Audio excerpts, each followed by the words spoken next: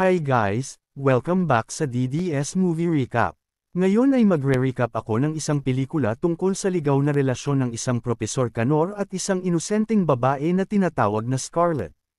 Spoiler aheads at panoorin ang kwento. Nagsisimula ang pelikula sa isang propesor na ang pangalan ay Canor na dumating sa isang istasyon ng bus ng isang maliit na bayan. Habang siya ay naglalakad sa paligid ng bayan at naghahanap ng tindahan na mabibili ng sigarilyo, iniisip niya sa kanyang sarili na ang bayan ay hindi maganda at maunlad at hindi niya ito gusto. Habang naninigarilyo ang Propesor Canor sa labas ng tindahan, may lumabas na babae mula sa tindahan at tumabi sa kanya. At ang batang babae na may inosenteng mga mata ay tumitig sa kanya, at siya ay tumalikod at umalis nang walang sinasabi. Sa mga sumunod na eksena, makikita natin ang propesor na papasok sa isang klase na puno ng mga matatanda. Sinasabi niya sa mga matatanda na maging bata muli ang puso at muling magmahal kung nais nilang magsulat ng romance story. Sa oras ng pahinga, nakilala muli ng propesor ang parehong babae pagdating niya upang bumili ng inumin mula sa vending machine. Tinanong siya ng batang babae kung bakit siya nagsusuot ng suit sa lahat ng oras. Sumagot ang propesor na siya ay isang propesor at nagtuturo siya ng romance story sa school ng mga matatanda. Sinabi sa kanya ng batang babae na nagtatrabaho siya bilang isang cashier sa fun park at sinabi rin niya sa kanya na palagi niyang iniisip na magiging kawili-wili ang klase ng writer kaya, kinabukasan nang pumasok ang propesor sa klase, nakita niya ang babae na nakaupo sa loob ng klase. Habang nagkukwento sa klase, dahan-dahang tinapik ng propesor ang daliri sa mesa ng dalaga. Huminga ng malalim ang dalaga at tinitigan ang daliri nito. Sa susunod na eksena, nalaman namin na ang pangalan ng babae ay Tanya Chinita at mayroon siyang isang bingi na ina at nakikipag-usap sila sa isa't isa sa isang sign language. Habang natutulog si Tanya Chinita, pinagpapantansyahan niya ang propesor sa kanyang panaginip. Nakikita niya si Propesor Canor bilang mag-asawang nag-Viva Max sila at naghahalikan sa kanyang panaginip. Habang isinasara ni Tanya Chinita ang kanyang cashier booth at papaalis na sa kanyang trabaho, nakita siya ng Propesor Canor at binati siya at umalis. Ngunit sinundan ni Tanya Chinita ang propesor at sinabi sa kanya na mukhang malungkot siya at mukhang nangangailangan siya ng kainuman. Dumating ang dalawa sa isang kafe at nagsimulang uminom at magbahagi ng mga kwento. Pagkatapos ay biglang tumunog ang isang telepono at ito ay anak ng isang propesor na nakatira sa ibang lungsod kasama ang kanyang asawa, na tumatawag sa kanya upang bumalik sa bahay. Ngunit sinabi ng propesor sa kanyang anak na hindi siya uuwi ngayon at binaba ang telepono. Pagkatapos ay tinanong ng propesor si Tanya Chinita kung gusto niyang bisitahin ang bahay nito sa bayan. Sabi niya oo at sabay silang bumalik sa bahay ng propesor. Pagpasok nila sa bahay, sinabi ni Tanya Chinita sa propesor na nag-iinit ang kanyang pakiramdam at lumapit ang propesor sa kanyang mukha at sinabi sa kanya, ang iyong katawan ay mainit. Bigla siyang hinalikan ni Tanya Chinita at ngumiti ang Propesor Canor, at inaakit ang kanyang pagkalalaki. Pagkatapos nito, ang dalawa ay nagsimulang maghalikan ng matindi at hinubad ang kanilang mga damit at nagsimulang mag-ala Viva Max. At habang nakikipag-usap, sinabi ni Tanya Chinita sa propesor na hinding-hindi niya ito pababayaan at lagi siyang nandyan para sa kanya. Ilang buwan na ang lumipas na ipinagpatuloy nila ang kanilang relasyon at isang umaga habang nagkakape sila, biglang tumunog ang telepono ng propesor at nalaman namin na ang kaibigan ng propesor ang nagsasabi sa kanya na may magandang balita siya at sinabihan siyang magkita kaagad sa isang kafe.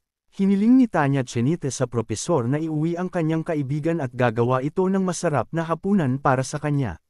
Sinabihan siya ng propesor na hindi na siya magtatagal at aalis din. Sa kafe, nalaman namin mula sa kanyang kaibigan na siya ay inakusahan ng pakikipagrelasyon sa mga batang estudyante at siya ay nasuspine sa nakaraang unibersidad dahil sa mga akusasyon. Sinabi sa kanya ng kanyang kaibigan na naalis na ang akusasyon laban sa kanya at maaari na siyang muling sumali sa dati niyang unibersidad. Tuwang-tuwa ang propesor na marinig ang mabuting balita. Nang dumating si Tanya Chinita kinaumagahan, nakita niya ang propesor na nag-iimpake ng kanyang mga gamit. Tinanong niya kung saan siya pupunta, pagkatapos ay sinabi sa kanya ng propesor na siya ay babalik sa dati niyang unibersidad. Pagkatapos ay sinabi ni Tanya Chinita sa propesor na siya ay buntis at ang propesor nag-ama pagkatapos ay niyakap si Tanya Chinita at sinabi sa kanya na huwag kang mag-alala, gagawin natin ang dapat gawin. Sa susunod na eksena, nagpunta ang propesor at si Tanya Chenites sa isang klinika upang alisin ang sanggol. Matapos alisin ang sanggol, ibinalik ng propesor si Tanya Chenites sa kanyang bahay at hinayaan niya itong magpahinga. Ngunit nang magising si Tanya Chenita, wala na ang propesor nang walang sinasabi o kahit isang salita. Pagkaraan ng ilang araw, bumalik ang propesor sa bayan at nakipagkita kay Tanya Chenita sa harap ng kanyang bahay.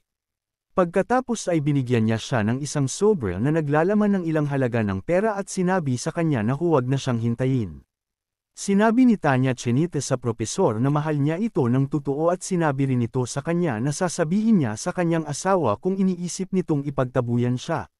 Sinabihan siya ng propesor na ayaw niyang masaktan siya at kung sasabihin niya sa kanyang asawa, sasaktan siya ng husto. Tumalon si Tanya Chenita sa propesor at sinubukan itong halikan ngunit itinulak siya ng propesor sa lupa.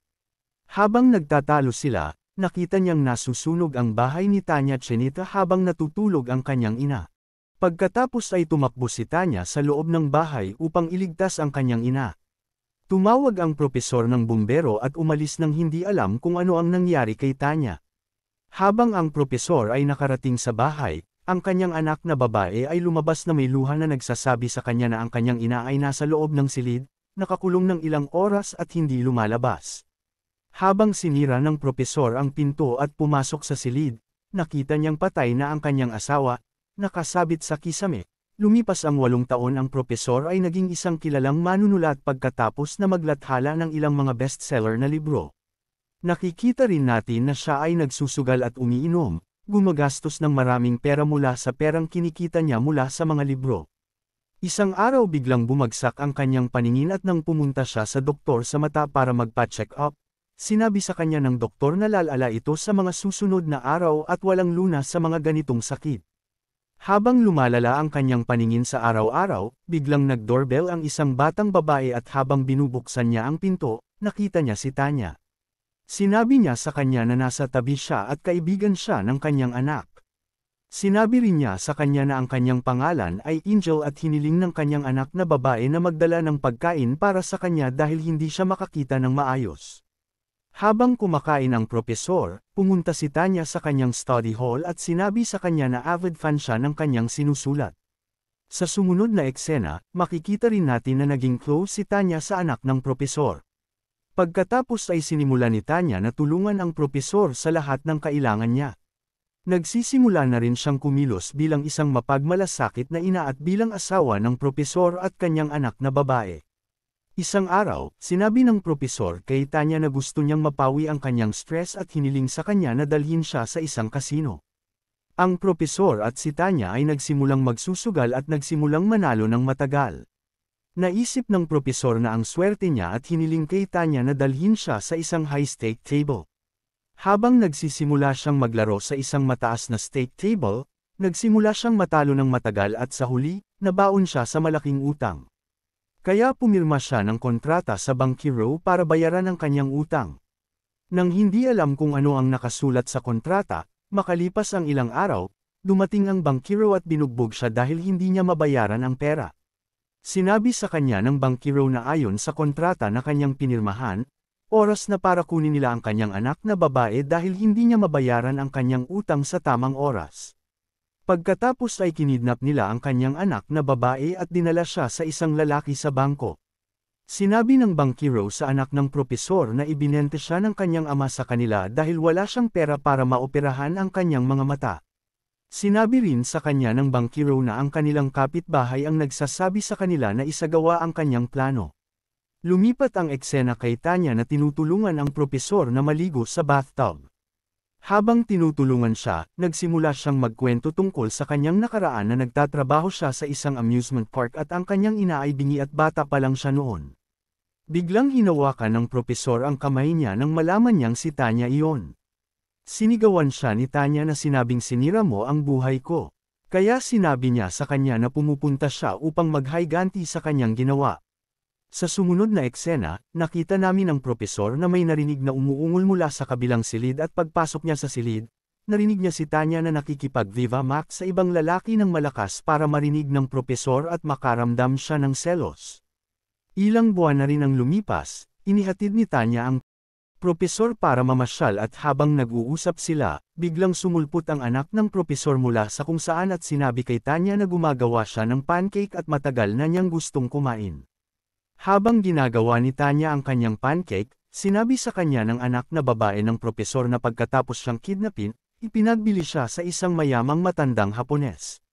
At sinasabi rin niya sa kanya na pagkatapos ng bawat gabing Viva Max, ay palaging tinatanong siya ng matanda kung ano ang gusto niya, at sinasabi niya noon sa matanda na gusto niyang maghiganti sa taong nagsira ng kanyang buhay. Sinabi rin niya sa kanya na pagkatapos ng mahabang panahon, sa wakas, tinanggap niya ang kanyang kahilingan. Pumunta si Tanya sa kasino para tanungin siya kung bakit nila sinira ang kasunduan nila noon. Sinabi sa kanya na wala na silang magagawa dahil utos ito mula sa mga taong nasa itaas at sinabi sa kanya na nag-iisa siya dito ngayon. Pagbalik ni Tanya sa kwarto niya, nakita niya ang anak na naghihintay sa kanya at nang tanungin niya kung ano ang ginagawa niya rito, sumagot siya na alam niyang siya ang nagpabulag sa kanyang ama. Sa wakas, sinabi niya sa kanya na gagawin niya ang eksaktong ginawa niya sa kanya at sa kanyang ama. Matapos marinig ito ni Tanya, hiniling niya na makita ang propesor sa huling pagkakataon. Sumagot ang anak na babae, makikita mo ang aking ama sa pamamagitan ng iyong mga mata.